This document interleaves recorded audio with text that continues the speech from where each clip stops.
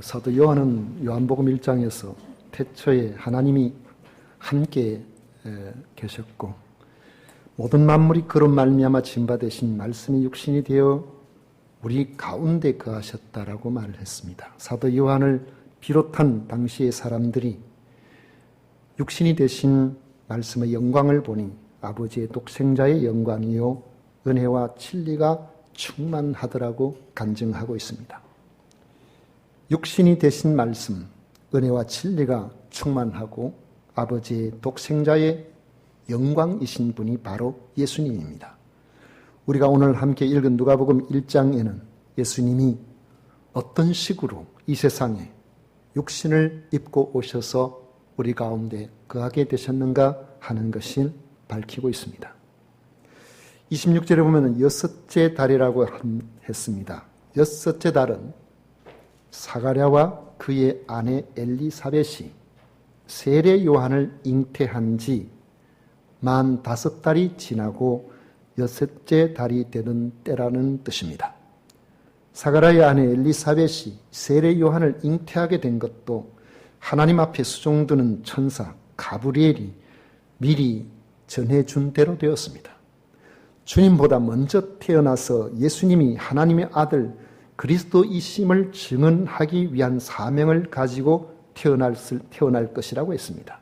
원래 이 가정은 자식을 낳지 못했고 나이가 많아져서 육신적으로 보면 노쇠하여 더 이상 자녀의 소망이 없던 가정이었습니다. 그래도 부부는 믿음으로 경건하게 살면서 하나님의 은혜를 구하였는데 하나님께서는 이런 경건한 가정에 특별한 은혜를 베푸셔서 하나님 앞에 크게 쓰임받을 세례 요한을 주신 것입니다.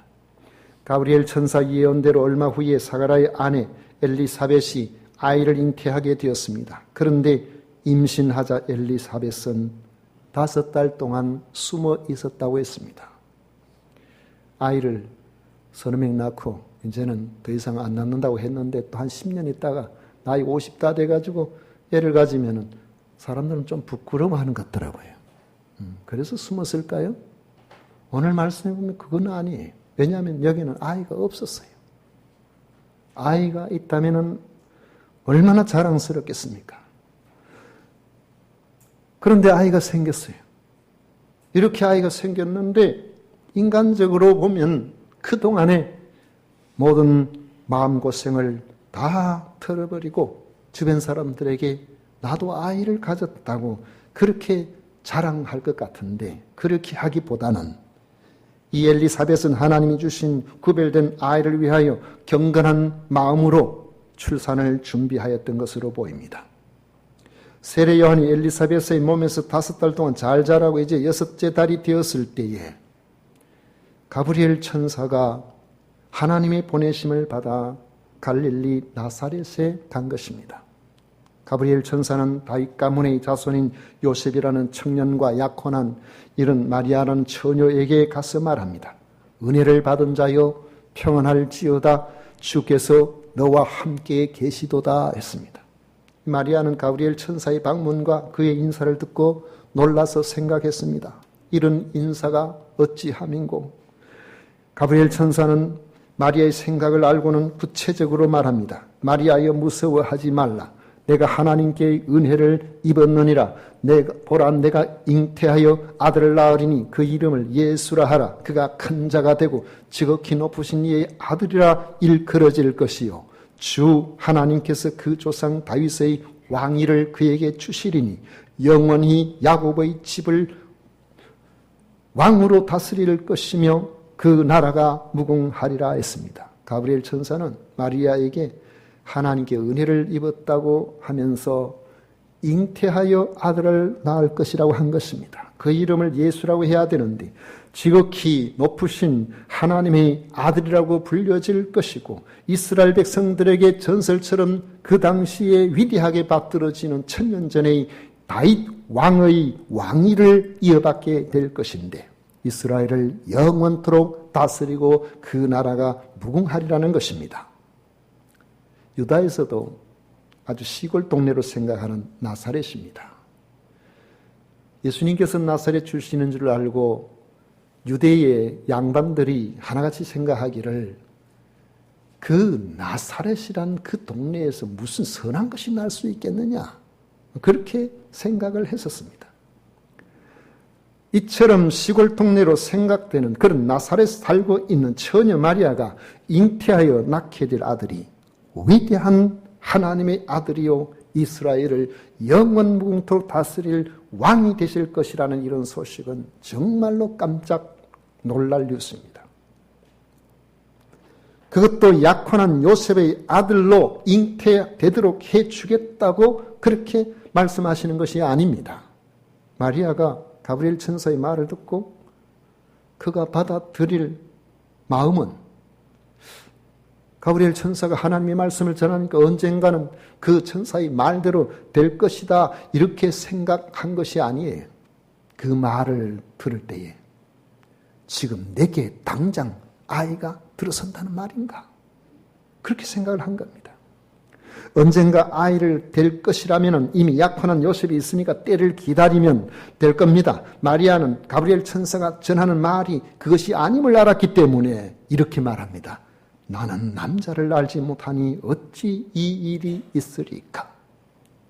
마리아의 말을 들어보면 그가 요셉과 약혼했지만 아직까지 정식으로 결혼하기까지 순결을 지키고 있었음을 알 수 있습니다. 당시의 결혼 문화를 보면 양가의 어른들에 의해서 미리 약혼을 하고 그리고는 자립해서 부부로 살 수 있는 시기가 되어야 정식으로 결혼해서 자녀를 낳고 살게 되었습니다. 약혼을 하면 마땅히 결혼할 때까지 그 약혼자를 기다려야 했습니다. 마리아와 약혼한 요셉은 무슨 사연인지 알지 못하지만 아직 바로 결혼할 계획을 가지고 있지는 않았던 것으로 보입니다. 그래서 내가 잉태하여 아들을 낳으리니 하는 말을 들을 때에 나는 남자를 알지 못하니 어찌 이런 일이 있으리까 한 것입니다. 마리아에게 있어서 아이가 생기는 것은 마땅히 요셉과 결혼한 이후에야 가능하다고 생각했기 때문에 지금은 가능한 일이 아니라는 그런 뜻입니다. 이에 가브리엘 천사가 말합니다. 성령이 내게 임하시고 지극히 높으신 이의 능력이 너를 덮으시리니 이러므로 나실 바 거룩한 이는 하나님의 아들이라 일컬어지리라. 마리아의 몸에 잉태될 아이는 요셉에 의해서 태어날 것이 아니고 성령의 능력으로 나타나게 될 일이라는 것입니다. 이 대목은 우리가 예수님을 하나님의 아들이자 그리스도로 매주마다 하나님 앞에서 신앙 고백하게 되는 놀라운 사건을 예고하는 대목입니다. 오늘도 우리는 신앙 고백을 했죠. 전능하사 천지를 만드신 하나님 아버지를 내가 믿사오며 그 외아들 우리 주 예수 그리스도를 믿사오니 이는 성령으로 잉태하사 동정녀 마리아에게 나시고, 우리는 매주마다 고백합니다. 이 처녀 마리아에게서 예수님이 태어나셨다는, 그 예수님은 하나님의 외아들이시라는 것이죠. 우리 주 예수 그리스도로 우리는 믿는다고 고백합니다. 사실 알고 보면 예수님이 성령의 능력으로 태어난 것 같이 세례 요한도 성령의 능력으로 태어났습니다.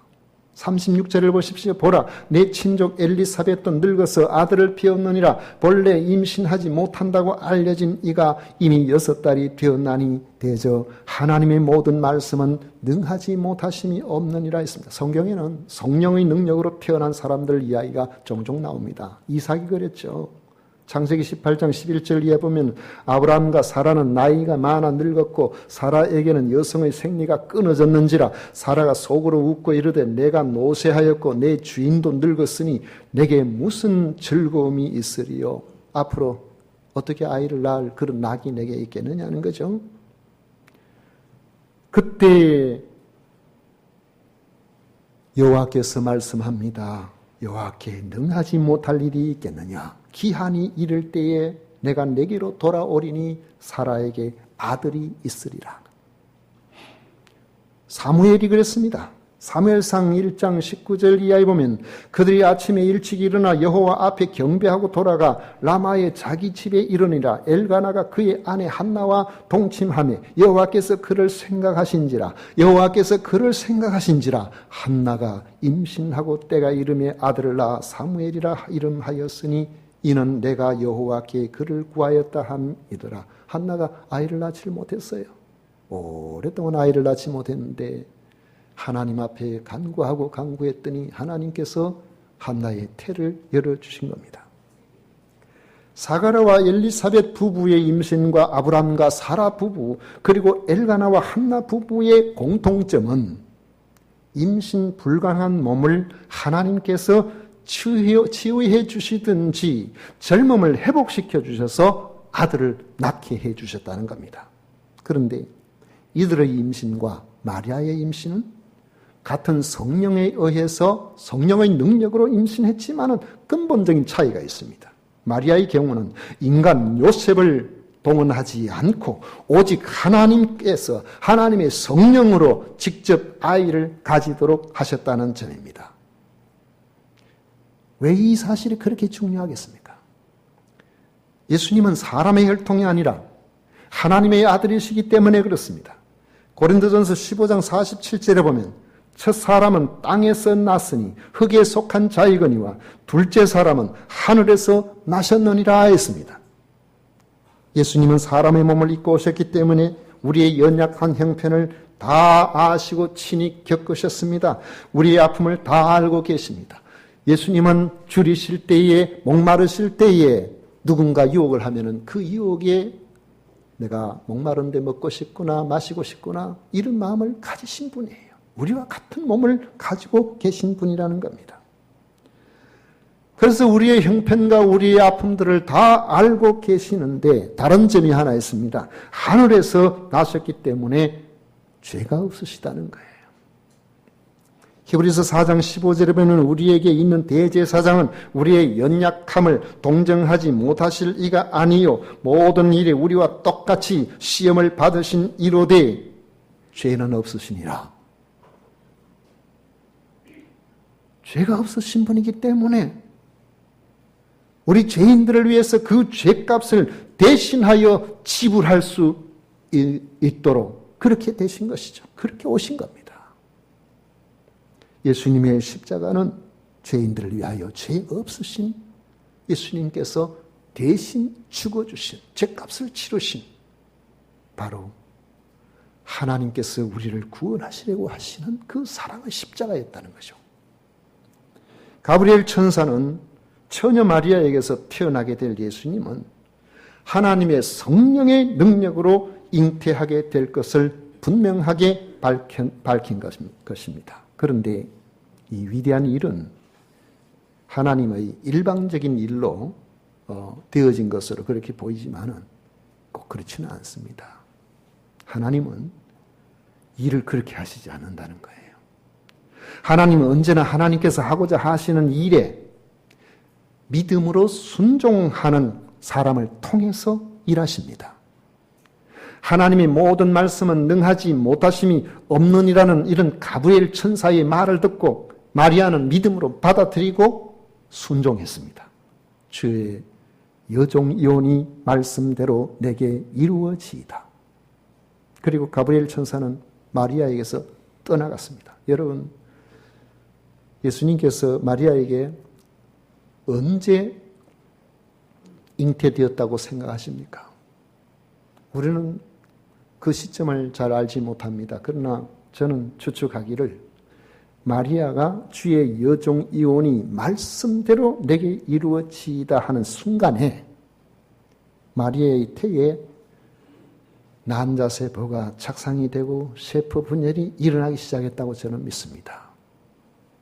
하나님이 그때 그 믿음에 그 순종에 순종하는 그 기도에 하나님께서 일하시기 시작을 한 겁니다. 만약 마리아가 가브리엘 천사가 전하는 하나님의 말씀을 거부했다면 아마 사정이 달라졌을 겁니다. 하나님, 아무래도 저는 안 되겠는데요. 앞으로 제 인생이 이렇게 되면 어떻게 됩니까? 아무리 생각해도 안 되겠습니다. 아마 그랬다면 하나님께서 그 계획을 마리아가 아닌 아마 다른 사람을 통해서 일을 하셨을는지도 모르겠습니다. 당시 마리아에게는 가브리엘 천사가 전하는 것처럼 순종해서 그 몸에 처녀인데 아기를 낳게 될 때 여러 가지 문제들이 발생할 수가 있었습니다. 당시에 약혼은 결혼에 방불했습니다. 약혼했다가 사정에 안 맞으면 파혼하고 그 다음에 또 좋은 사람 만나서 결혼하고 요즘 시대같이 그렇지를 못했습니다. 당시에 약혼, 파혼이 되는 경우는 대부분이 바로 약혼자의 부정 때문인 경우가 많아요. 만약에 그런 이유로 파혼이 됐다면 이 사람은 어쩌면 평생 혼자 살아야 될지도 모릅니다. 그 사회에서 완전히 매도가 되고 돌려지는 이런 일을 당할 수가 있습니다. 그런데 약혼자가 모르는 아이를 가지게 된다는 것은 그의 장래가 얼마나 험난하게 될 것인지 불을 보듯이 뻔한 일인 겁니다. 이전에 인천에 사는 어떤 주부가 첫째 아이를 낳고 아이가 좀 컸는데 둘째 아이가 생겼어요. 그런데 둘째 아이가 생기고 난 다음부터 이상하게 남편이 자기를 자꾸 구박하고 트집을 잡고 때로는 폭력도 행사하고 사람을 못 살게 굴고 자꾸 그래 무슨 일인가 왜 이런가 아이를 가지면 좋아해야 될 텐데 아이를 가졌는데 왜 이렇게 남편이 자기를 힘들게 하는가. 남편도 말은 못하고 끙끙 앓고 있는데 나중에 결국에는 이야기를 하더랍니다. 내가 피임을 했는데 어째서 당신이 아이를 가질 수 있었냐니. 그러니까 이 수상하다는 거죠. 의심을 한 겁니다. 그래가지고 그 의심 때문에 그렇게 이야기를 하니까 이 부인이 무슨 말 하느냐고. 나는 결백하다. 그래가지고 결국 두 사람이 같이 병원에 가서 확인을 해보니까 틀림없이 이 아이는 당신 자식입니다. 결론이 났어요. 왜 그러냐 했더니만은 한 2,000명에 한 명꼴로 피임이 저절로 해제되는 경우가 있답니다. 완벽하지를 않고. 제가 생각할 때는 아마 그날 이후로 남편은 평생 아내를 업고 다니고 설거지하고 방 청소하고 밥하고 빨래하고 다 하면서도 내가 잘못했다고 아마 평생 그렇게 지금도 살고 있지 않을까 그런 생각이 듭니다. 하나님의 말씀에 대한 순종은 때로는 우리에게 복잡하고 험난한 문제를 야기시킬 수가 있습니다. 여러분 우리 그렇지 않아요? 처음에 믿지 않은 가정에서 예수님을 믿게 될 때에 오는 참 이 살벌한 그런 분위기들 전 지금도 그런 생각이 듭니다. 성경책 들고 주일날 교회 한번 가려고 하면 얼마나 눈치가 보이는지. 옛날에는 아이들도 많으면은 평소에 일손이 딸리니까 농사를 지을 때 꼭 주일 되면 그날 전부 애들 모아가지고 그리 일하는데 아니 성경책 들고 교회 간다는 것이 용납이 됩니까? 근데 자식이 부모에게 불효하는 그런 모습, 부모가 기뻐하시지 않는 그런 일들을 매주마다 해야 된다는 것이 얼마나 부담이 돼요. 그래서 간혹 그 생각이 들죠. 어떤 사람은 제가 혼자 되고 나면은 독립하고 나면은 그때 교회 열심히 나갈게요. 미안하지만은 그런 사람들은 거의 중도 포기하는 경우가 많더라고요. 그리고 20년, 30년 가요. 힘들고 어렵지만은 끝까지 그래도 믿음을 지키고 내가 그래도 신앙생활을 하는 데 있어서 최선을 다해야 되겠다고 몸부림치고 오해도 받고 때로는 맞기도 하고. 제가 아는 집안에 어떤 저보다 3살 더 먹은 조카는 제 육촌 형님한테 교회 가는 것 때문에 교회 갔다가 오면은 새파랗게 별은 낯을 들고 막 죽인다고 따르고 그러면 산으로 도망가고 집에 제대로 오지도 못하고 차마 여러분들에게 말할 수 없는 최악의 욕을 딸한테 말이에요. 우리가 예수님 믿음 안에 제대로 살려고 하면 각오해야 됩니다.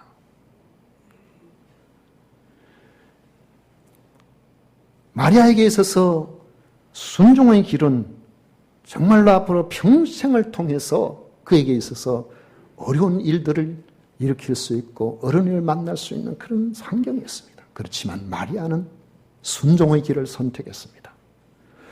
순종의 길을 선택한 그 길과 예측된 험난한 문제는 생각 밖에 하나님께서 막아주셨습니다. 그는 하나님의 아들을 낳는 위대한 어머니가 되었습니다. 그것이 하나님이 순종하시는 자에게 주시는 축복인 것입니다. 하나님께서는 처녀 마리아를 통해서 하나님의 독생자를 세상에 보내주셨습니다. 그것이 세상을 사랑하사 세상을 구원하시려는 하나님의 계획이고 하나님의 사랑의 확증이었습니다. 그 일에 처녀 마리아의 믿음과 순종을 사용하셨습니다.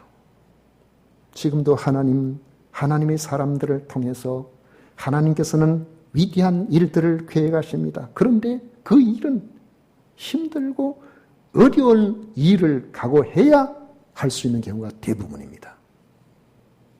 그럼에도 불구하고 하나님은 순종하고 받아들이는 사람을 통해서 하나님의 뜻을 나타내시고 순종하는 이에게 축복하십니다. 하나님께서 하시는 일은 그런 거예요. 우리가 생각할 때 거룩한 부담감이 오면은 야, 나 어떻게 하지? 내가 좋아하는 거, 내가 하고 싶은 거 다 못하고 이제는 저 일로 가면 난 인생 끝장이다. 그렇게 생각되는 경우가 있다고 할지라도 순종하면은 그 속에 놀라운 은혜가 있습니다.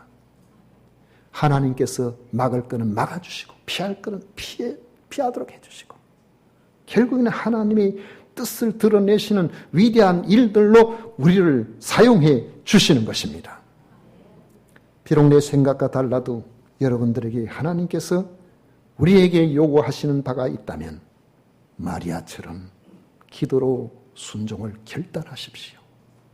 그 순간부터 하나님의 위대하신 일에 쓰임받는 특별한 삶이 여러분들에게 시작될 것입니다. 이런 은혜가 우리 모두에게 함께 하시기를 축복합니다.